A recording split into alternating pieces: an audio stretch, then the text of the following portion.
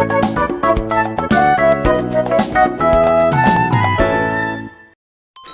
오늘 준비한 거는 이제 인공지능하고 소프트웨어 공학과 관련되어 있는 내용을 좀 말씀드리려고 해요.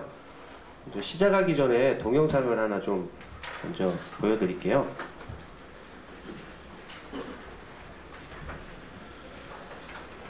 사용할 수 없습니다. 이 동영상 파일을 따로 준비한 게 없어서 좀 그냥 말로 설명을 드려야 될 것 같아요. 이 동영상의 내용은 뭐냐면 87년도에 만들어진 거예요. 애플에서 만들어진 건데 어떤 교수님 한 분이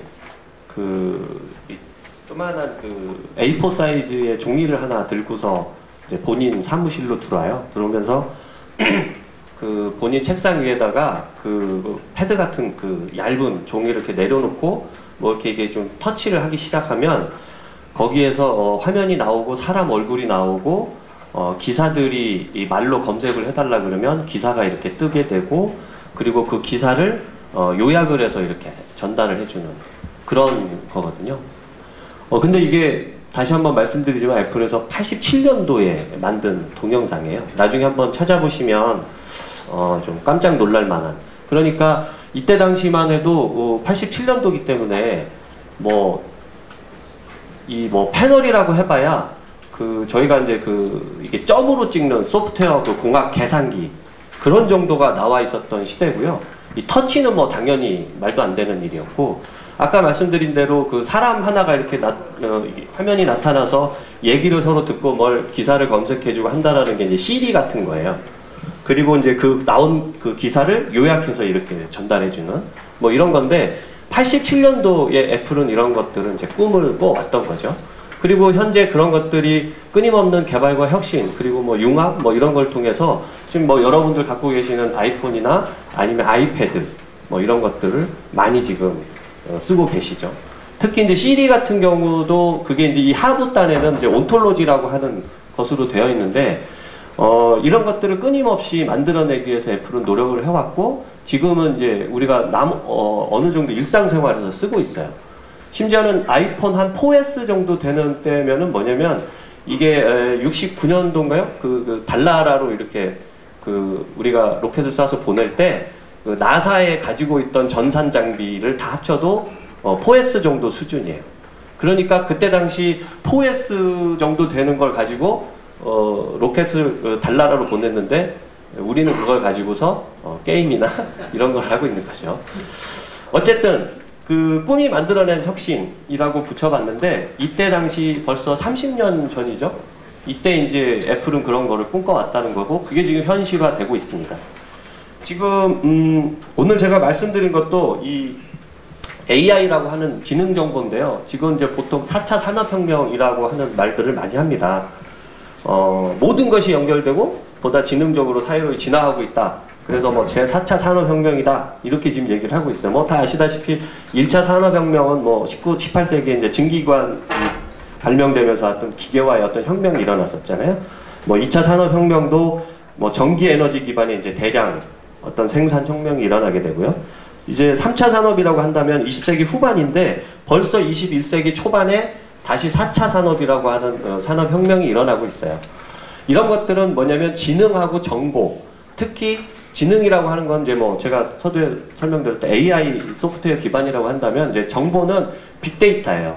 요즘에 많이 또 화두가 되고 이제 IoT인데, 제가 작년에 다른 포럼에서 강연할 때 그때는 이제 뭐였냐면 저희 회사도 한 4, 5년 동안 빅데이터만 해오다 보니까 사실은 뭐 제 마누라보다도 지겨울 때가 있었어요. 빅데이터라고 하는 이름이. 근데 이제 지금은 서서히 뭐가 나타나고 있냐면 AI 하고 있어요. 아마 이게 올 초에 알파고의 영향인 것 같기도 하고요. 뭐 아시는 분 아시겠지만 한 몇 년 전에도 이미 IBM에서는 왓슨이라고 하는 거를 만들어서 미국 유명한 제퍼디 쇼에 출연시켜서 1등을 차지하기도 했었잖아요. 그런 겁니다. 그래서 중요한 게 지금 제4차 산업혁명이 그러니까 지능정보 기술이 국가산업혁명을 결정하는 아주 중요한 지금 화두로 떠오르고 있는 건 사실인 것 같아요. 구자철이 있었던 데가 어디죠? 지금도 있는지 모르겠는데 볼프스부르크, 거기가 이제 독일로 치면 자동차 도시잖아요. 이미 메르켈 총리도 재작년부터 계속 지원하고 있는 게 이제 이 IoT에 대해서, 그러니까 빅데이터에 대해서 굉장히 많이 전폭적인 지원을 하고 있는데, 거기에서는 지금 이루어지고 있는 게 뭐냐면, 예를 들면 A라는 자동차 회사의 어떤 한 자동차 메이커, 여기에서의 어떤 부품들이 이 IoT라고 하는 센서를 달고서 그런 정보들이 계속 올라오고 있어요. 그러면 동일한 자동차가 한두 대가 아닐 거잖아요. 이 길거리를 돌아다니 보면 자기네들이 막 보내온 그 데이터가 거의 실시간으로 막 처리돼서 뭘 개선해야 되겠거나 뭘 어떻게 바꿔나가야 되겠다라고 하는 것들이 지금 실제로 쓰고 있는데, 저는 대단히 놀라운 게 그게 이제 같은 회사 같은 라인 혹은 이제 다른 라인업에 따라서도 이렇게는 할 수 있지만, 이거는 다른 회사끼리도 그걸 공유하기 시작하고 있다는 거예요. 그래서 대단히 주목할 만한 사실인 건 확실한 것 같습니다. 미래창조과학부에서도 이 지능정보사업 발전 전략을 내놨어요. 그런데 이게 그 트랜스페런시 마켓 리서치라고 하는 미국의 그 전문기관의 그 조사를 보면 2024년까지 최대 350조 원 정도로 이 시장이 성장할 거라고 지금 전망을 하고 있거든요. 근데 이 정도 규모가 어느 정도 규모라면 2015년까지 있잖아요. 그 전 세계 반도체 시장 규모하고 비슷해요. 근데 그 반도체가 다 비메모리, 메모리부터 시작해서 다 포함된 거예요. 그런데 우리나라도 사실은 반도체 일부를 갖고 있지만 이거를 가지고서 우리나라가 지금 굉장히 먹고 사는데 큰 역할을 하고 있잖아요. 그런데 AI도 그거에 준하는 시장으로 성장할 거다라고 하는 게 실제 전망입니다. 그럼 인공지능이 이제 어떻게 정의되느냐, 말들이 좀 많이 있긴 해요. 환경을 감지하고 스스로 행동함으로써 자신의 목표를 달성할 수 있는 자동 시스템이다. 이런 얘기도 있고요. 키스텝에서는 인간의 지각, 추론, 학습 능력 등을 컴퓨터 기술을 이용하여 구현함으로써 문제 해결을 할 수 있는 기술이다. 이렇게 정의도 하고 있습니다. 그런데 전통적으로는 어떤 거냐면 어떤 지식들을 우리가 표현하고 표현된 그 지식을 학습하거나 추론을 해서 어떤 계획을 할 수 있거나 혹은 의사결정할 수 있게끔 도와주는 것, 이게 하나의 전통적인 인공지능이라고 좀 정의 내릴 수도 있을 것 같아요. 이렇게 해서 추론된 것들이 어떤 상황 환경에 적응해서 뭔가를 해결해야 되는데, 음성이나 이미지 인식, 아시다시피 구글도 이제 방대한 그 이미지 자산을 가지고 이 이미지를 학습해서 어떤 이미지 하나가 딱 들어오면 이게 개다, 고양이다 이렇게 판별할 뿐만 아니라 이걸 설명할 수 있어요. 그리고 심지어는 시도 쓰고 요즘에 기사도 이제 구글은 알아서 인공지능이 지금 작성하고 있다라고 해요. 그런데 그게 사람이 이게 기계가 작성했는지 사람이 작성했는지도 알 수는 없어요. 그럴 정도의 수준으로는 올라온 건 사실입니다. 또 하나는 저도 예전에 애를 키우다 보면 이런 게 있어요. 애들은 이게 개야 라고 한번 설명을 해주면 고양이하고 이렇게 나중에 봤을 때 얘는 어떻게 뇌에서 학습하는지 모르겠지만 다른 애 어떤 형태의 그 개를 한번 보여줬을 때 얘는 그걸 멍멍이라고 얘기를 하거든요. 그런데 기계는 그렇게 할 수 없어요. 기계에다가 그거를 다 코딩해서 넣으려면 이게 개다 라고 하는 것, 여러분도 한번 머릿속으로 한번 상상해 보시기 바랍니다. 이게 한두 줄로 될 수 있는 것도 아니고요. 몇 페이지를 해도 이게 될까 말까요. 이런 방식들은 이제 AI나 아니면 이런 쪽의 빅데이터나 IoT 쪽에서는 더 이상 그렇게 이제 개발하거나 그렇게 하진 않습니다. 그럼 어떻게 하느냐, 이제 뭐가 차이가 있느냐 한번 볼게요. 일반 소프트웨어는 작동 방식이 이제 사전에 미리 이렇게 우리가 정의를 하잖아요. 그런 거에 따라서 동작을 하게 되어 있고, 그러니까 이제 프로그래밍도 아시다시피 이제 펑션 단위, 요즘에 오브젝트라고도 많이 하지만 어쨌든 그런 걸 다 쪼개서 펑션화 시키고 거기에다가 이제 데이터를 집어넣게 되면 순차적으로 이렇게 진행하는 이런 것들이 일반 소프트웨어 방식이었어요. 그리고 의외 상황이 나타나면 오류를 내뱉거나 아니면 작동하지 않거나 이런 거였겠죠. 그런데 인공지능은 좀 다릅니다. 인공지능은 이제 자가학습, 알파고 이런 거 하면서도 많이 들으셨을 텐데, 자기가 스스로 학습하고 그 뱉어낸 데이터, 쉽게 얘기하면 자기가 싼 똥을 자기가 또 먹는 거예요. 그렇게 해서 계속해서 학습을 해요. 쉽게 얘기하면 확률이 비슷한 것들도 되게 많이 나타나거든요. 왜냐면 어떤 이제 알파고로 예를 들자면 이 점과 이 점 두 점이 둘 다 동일하게 한 80% 수준으로 나왔다. 그러면 내부적으로는 이제 주사위를 던지는 거예요. 이거 할까, 이거 할까. 그러면 이제 이게 되면 그거 하는 거예요. 그런데 이런 것들은 또 그렇잖아요. 자기들끼리 또 이렇게 대국을 두면서 발전하잖아요. 그러니까 아까 여기 이 점에 둔 확률을 찍은 놈, 다른 데다 찍은 놈, 두 개 대결을 했는데 저 점에다 찍은 애가 진 거예요. 그럼 걔는 패기예요. 그리고 얘는 또 이게 발전을 하게 되는 거거든요. 이런 자가학습, 이런 것들이 대단히 중요하게 되는 것이죠. 그래서 목표를 정의하면 비절차적이고 비순차적으로 행동을 하게 됩니다. 그리고 학습 추론에 통해서 스스로 데이터를 생성하고 재학습 추론을 통해서 진화한다는 것이죠. 또 의외의 상황이 나타나면 주어진 상황에 최선의 대안을 제시하는 게 이제 일반 소프트웨어하고 다른 점이에요. 그래서 이제 고민이 오늘 아까도 이제 주제가 소프트웨어 공학이라고 하는 그 관점에서 본다면 이걸 어떻게 그래서 할 거냐 이런 게 하나 이제 오늘 좀 같이 토의하고 얘기될 주제라고 생각하시면 될 것 같습니다. 지능형 소프트웨어는요, 미래부에서 이렇게 분류하고 있어요. 음성 인식이나 자연어 처리, 뭐 이런 거는 언어 인지라고 하는데요. 예전에 지금은 많이 좋아졌다고 해요. 근데 예전에 보면, 이 음성 인식이라고 하는 게 우리나라 같은 경우 대단히 어려웠어요. 그래서 그때는 이제 어떻게 했냐면, 전국 방방곡곡, 그러니까 왜냐면 사투리가 다 다르니까. 그리고 뭐 10대의 남자 여자, 20대 남자 여자, 30대 남자 여자 이런 것들 데이터를 다 수집했었어요. 그래서 이제 그런 걸 가지고서 언어 처리를 하곤 했지만 요즘엔 굉장히 많이 발전한 건 사실입니다. 그다음에 이제 시각 인지, 개체 인식이죠. 뭐 컴퓨터 비전이나 행동 상황에 대한 영상 처리인데 요즘에 이제 대학교 같은 경우에도 이렇게 그 왜 뭔가를 하나 이렇게 카메라가 있어서 애들이 어느 정도 차면 이 강의실에 이제 불이 켜진다거나 아니면 이제 교수님을 인지해서 뭐 화면이 켜진다거나 아니면 몇 명 이상이면 에어컨이 온도를 감지해서 뭐 이런 게 켜진다거나 뭐 이런 것들이에요. 그리고 이제 공간 인지 이런 것들도 이제 2D, 3D 거리 인지, 그 다음에 이제 감성 인지, 뭐 뉘앙스나 이런 것들, 그리고 스토리 창작, 뭐 스토리 줄거리 이해해서 아까 말씀드린 대로 구글에서 이제 어널리스틱스나 이렇게 그래서 지금 뭐 기사를 작성하고 말씀드렸는데 뭐 그런 것들입니다. 혹은 이제 학습지능, 기계학습이나 딥러닝.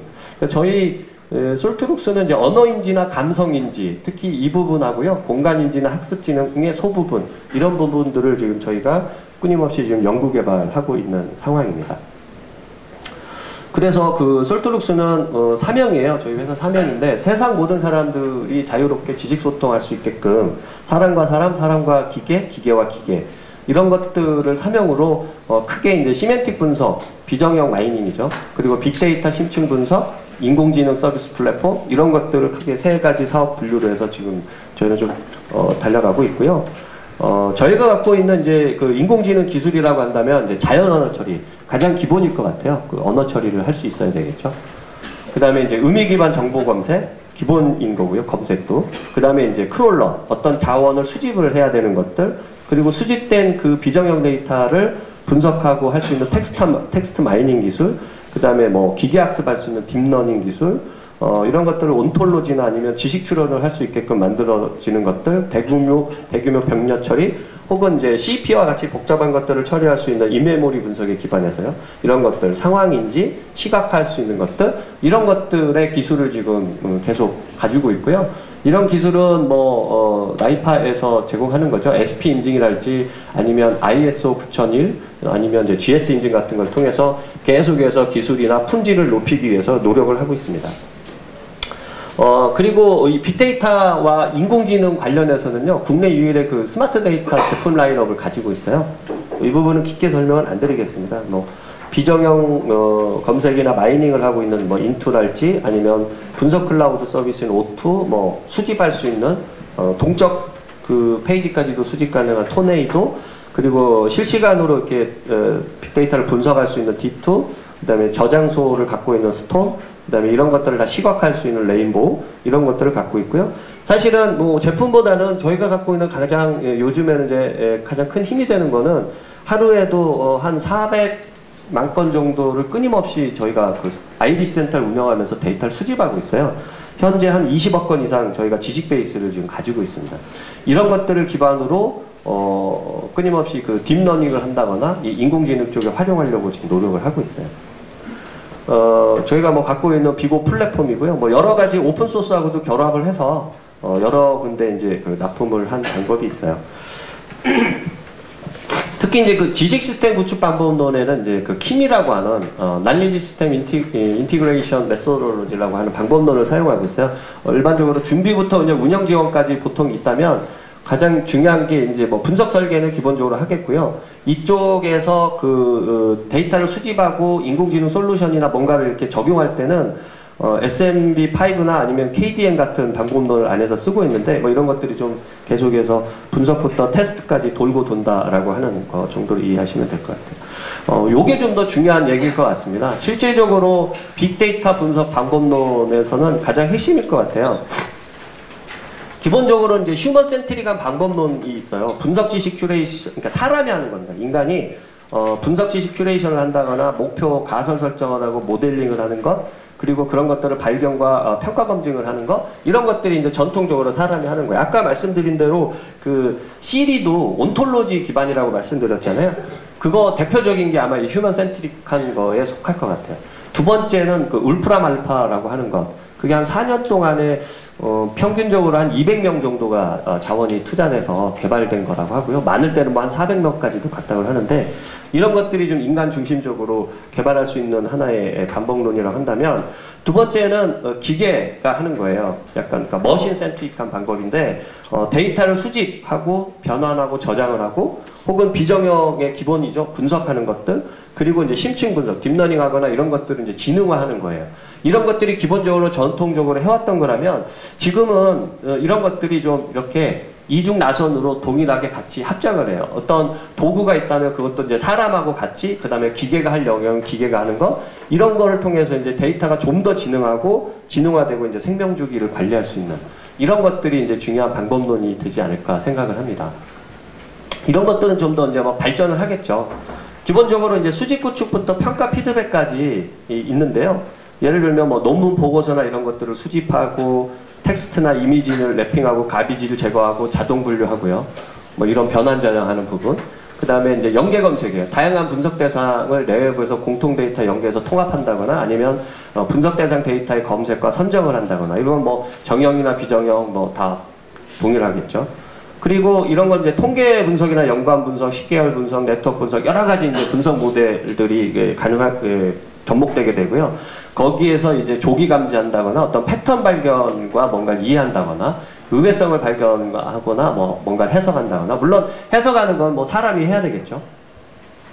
그리고 이런 거를 좀 더 잘 볼 수 있게끔 시각화할 수 있는 부분, 그리고 그런 결과의 정리와 아니면 뭔가를 근거 제시한다거나 대안 추천을 한다거나 뭐 이런 것들 의사결정에 반영하는 정도 수준입니다.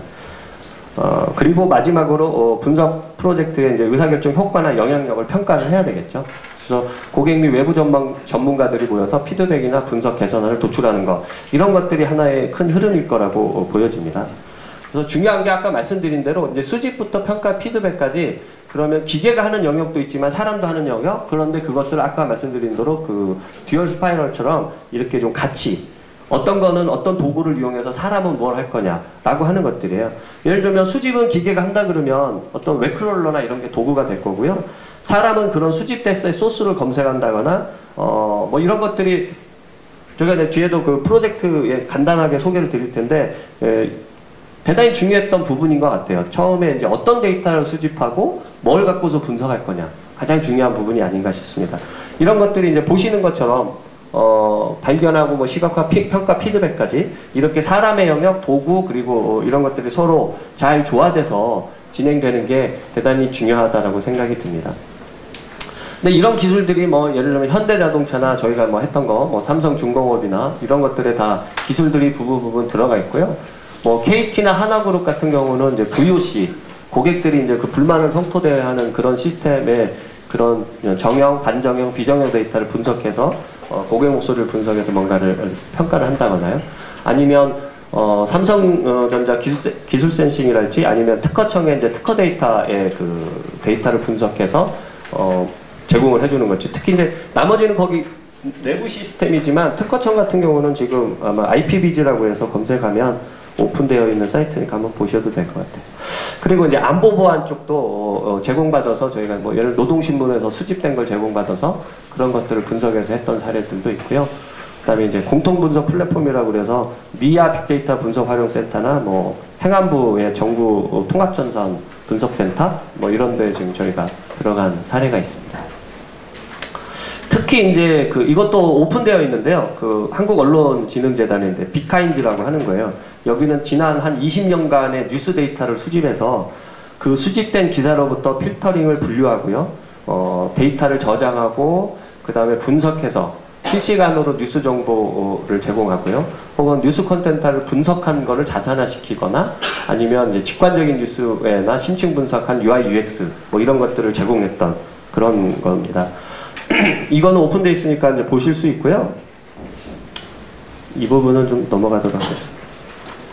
이런 것들이 아까 말씀드린 대로 어떤 뉴스나 이런 것들 뭐 데이터도 중요한데 이 담당자나 혹은 이제 저희가 갖고 있는 아까 말씀드린 비고라고 하는 플랫폼 기반의 분석 시스템하고 같이 이 시스템은 도구겠죠. 이런 것들을 통해서 분석하고 했던 것들입니다. 이게 한 10테라바이트가 훨씬 넘었던 그런 사례이고요. 최근의 사례입니다. 저희가 이제 그럼 인공지능 관련돼서의 사례인데요. 지금 이제 아담이라고 하는 것들을 만들고 있어요. 만들고 있고 정부 미래부나 아니면은 이런 데서 과제를 통해서도 계속 진행을 하고 있는데요. 어떤 지식 베이스를 지금 저희가 굉장히 수집을 굉장히 많이 해놨는데 아까 말씀드린 대로 이제 20억 건 말씀드렸잖아요. 실질적으로 데이터 양으로 보면 한 사람이 한 2000년간 읽을 수 있는 그런 양의 데이터, 그런 데이터를 한 일주일 정도로 기계가 지금 학습할 수 있는 그런 정도까지는 현재 와 있습니다. 저희가 그래서 그런 아담이라고 하는 지식 베이스를 현재 만들고 있어요. 그래서 아까 말씀드리지만 인공 두뇌 구현을 위해서 저희가 이러한 방법론을 통해서 지금 큐레이션을 하고 있고요. 지식학습과 추론 개념인데 한번 이렇게 예를 드리는 게 가장 좋을 것 같아요. 이 사람은 임진왜란 때 선정관으로 왕을 모셨고 정명을 때 의병을 일으켜 백성 수천 명을 구했다. 철산의 용골산성에서 후금을 격퇴하는 전과를 세운 이 사람은 누구일까? 이런 것들이 이제 질문이 들어온다는 거예요. 그러면 대단히 중요한 게 뭐냐면 이 질문을 이해해야 되잖아요. 그러니까 이 질문 자체도 뭔가로 변환시켜서 기계가 이해할 수 있게끔 만들어놔야 돼요. 그런 게 뭐냐면 예를 들면 이제 도메인은 역사다 라고 하는 거, 정답 타입은 인물이 아닌가? 임진왜란 이렇게 지금 내부적으로 학습을 통해서 이렇게 쭉쭉쭉 처리해 나가는 거예요. 그러니까 중요한 게 뭐냐면 이런 코어 지식을 만들어야 돼요. 그래서 이게 그래프 매칭이라고 그러는데 이렇게 들어온 질문을 뭔가에 그래프화 시켜가지고 만드는데 이게 SQL 문인같이 SQL 스팟이라고 하는 거인데 그런 걸 통해서 코어 지식에다 던지고 그런 것들을 가지고서 이 안에서 복잡하게 학습된 데이터에 기반해서 이제 정답을 맞춰내는 거죠. 그런데 그래서 이제 이 파편화된 지식 막 이렇게 해서 지금 저희가 많이 수집된 게 아까 20억 트리플 정도 된다고 말씀드렸는데 그런 걸 통해서 이렇게 정답을 찾아내는 겁니다. 그런데 중요한 게 뭐냐면 얘도 이게 100% 정답이다 이렇게 뱉지는 않아요. 한 90%는 얘다라고 이렇게 뱉는 거거든요. 그래서 안에서 대단히 중요한 게 뭐냐면 아까 말씀드린 대로 일반 소프트웨어는 왜 이게 90%야? 라고 물어보면 우리가 검증할 수 있어요. 그리고 혹은 그거에 대한 근거를 만들어낼 수 있는데 이렇게 AI 형태로 뭔가를 학습을 통해서 만들어낸 거는 아까 말씀드린 대로 이제 목표를 정의하고 이렇게 해놨기 때문에 얘가 왜 90%인지는 사실은 기계가 정답을 근거를 댈 수는 없어요. 그 안에서 어떻게 이루어졌는가는 사실은 잘 몰라요. 그러니까 블랙박스화 되어 있다는 거예요. 그래서 기술의 차별성을 본다면 다형지식, 자기진화, 복합추론 이런 것들이 있다라고 하는 겁니다. 일단 구성은요, 제일 아까 말씀드린 대로 그러면 이런 것들의 인공두뇌는 어떻게 되어 있냐, 우리가 이 신경망을 이제 좀 따라가지고 만들었던 건데 기본적으로는 제일 밑에 통계지식 베이스가 있고요, 그 다음에 언어지식 베이스, 그 다음에 이제 논리지식 베이스를 가지고 있어요. 그래서 이쪽 밑에 통계지식 같은 거 보면 얘는 이제 귀납적 추론을 해요. 우리가 다 아시는 것처럼. 언어지식은 이제 언어적 추론을 하는데 그 위에 있는 논리지식 베이스는 이제 연역적 추론을 합니다. 이런 게 아까 말씀드린 대로 트리플 형태로 논리지식 베이스는 트리플 형태로 보통 이제 데이터가 저장되어 있고 아울이나 이제 스파크엘 같은 이런 지리를 통해서 뭔가를 이제 뽑아낼 수 있는 거고요. 언어지식은 보시는 것처럼 브로센 너겟이나 아니면 보케블러리 이런 거나 아니면 NKF라고 그래서 언어 지식 이렇게 그래프 형태로 이제 저장되는 형태 이런 거예요. 단순 DB라고 보시면 안 될 것 같아요. 통계 지식은 이런 걸 가지고 이제 신경만처럼 아주 굉장히 복잡하게 되어 있어요. 근데 이제 제일 끝에 보시면 특히 이제 지식 분류나 이 군집이 있는데 뭔가가 이렇게 특성들이 막 나오면 얘를 이렇게 이제 그 경계로 이렇게 특성을 지워서 나눠지는 거예요. 이 특성을 한없이 이 특성을 어떻게 나눌 거냐를 한없이 기계가 스스로 이제 특성을 뽑은 걸 갖고 학습하고 다시 학습된 데이터를 또 학습하고 이런 것들을 계속 반복하게 되는 것이죠. 이렇게 되어 있는 것이고요. 아까도 말씀드린 것처럼 동사 강목은 예를 들면 조선 영조 32년에 안정복이 저술한 강목체 편년체 역사서이다. 이런 텍스트가 이렇게 들어오면 뭐 엘박스 형태라고 저희가 이제 얘기를 하는데 여기에 들어가면 저렇게 온톨로지화 되는 거예요. 이렇게 되어 있는 단어를 다 쪼개서 그러면 여기에서 이제 우리가 인식해야 될 게 개체명 인식도 해야 되고 이거에 대한 언어 분석도 할 수 있어야 되고 여러 가지 기술들이 필요합니다. 그래서 뽑아낸 어떤 단어들이 있고 이 단어와의 서로의 연관관계들을 또 결정져야 돼요. 그런 것들을 정의해내게 되는 것이죠. 이렇게 되고 이런 것들이 아까 말씀드린 대규모 NLP나 언어지식 생성할 수 있는 것들, 그 다음에 지식학습과 자가검증할 수 있는 것들, 그리고 지식 인베딩과 이제 서로 통합해야 되는 것들, 이런 것들이 이렇게 계속 순환될 수 되는 것이죠. 이렇게 해서 인간 언어를 이해하고 이런 것들을 지식학습할 수 있다라고 하는 것입니다. 추론은 이제 기계답게 생각을 해야 되는 거예요. 이것도 말씀드린 것처럼 어쨌든 온톨로지 형태가 밑에 하부적으로 저희는 돼 있어요. 아담이라고 하는 것이 이런 것들을 통해서 특정 지어지거나 뭔가 학습되거나 뭔가가 그런 것들을 뽑아서 또 학습되거나 이런 것들을 스팟 기반의 이제 아울 호스트 신뢰값을 추론해서 그런 것들을 뽑아낸다라고 하는 거라고 이해하시면 될 것 같습니다. 거의 이제 결혼 쪽에 가까운데요. 많은 사람들이 이제 인공지능 하면서 뭐 인간의 그 자리를 빼앗을 것이다부터 시작해서 뭐 우려하는 쪽도 있고 긍정적으로 생각하시는 쪽도 있고 사실 그런 것 같아요. 그러니까 아직은 뭐 저희도 뭐 관련된 업에 종사를 하고 있지만 확신하게 뭐다라고는 사실 저도 개인적으로는 말씀드리기는 좀 어려울 것 같습니다. 과연 이렇게 적이 혹은 친구냐? 인간은 사실 기계보다는 약간 논리적이고 합리적이잖아요. 그리고 감성적이고 창의적인 부분도 있습니다. 분명히 우리 뇌는 그렇게 되어 있어요. 이런 것들이 이제 직감이나 통찰력이라고 하는 기계가 흉내낼 수 없는 그런 것들을 우리 인간은 분명히 가지고 있죠. 기계는 데이터를 수집해서 분석하고 이런 반복 작업들을 아주 잘 할 수 있겠고요. 이런 것들은 이제 비용이나 생산성 이런 것들로 이제 좀 바라보는 시각들이 많이 있죠. 과연 그런 것들이 잘 어떻게 이게 서로 사람과 기계가 협력을 해서 할 수 있느냐 이런 것들이 아마 미래 사회의 경쟁력이 되지 않을까라는 생각을 좀 해봤습니다. 아인슈타인이 이런 얘기를 했대요. 컴퓨터는 놀랍게 빠르고 정확하지만 대단히 멍청하다. 그런데 사람은 놀랍게 느리고 부정확하지만 대단히 똑똑하다. 이 둘이 힘을 합치면 상상할 수 없는 힘을 가지게 될 것이다. 이제 아마 AI에 대해서 지금 제4차 산업 이런 혁명이 이런 것들을 통해서 서서히 지금 꿈틀대고 있는 시기가 아닌가 이런 생각을 하면서 발표를 마치도록 하겠습니다. 고맙습니다.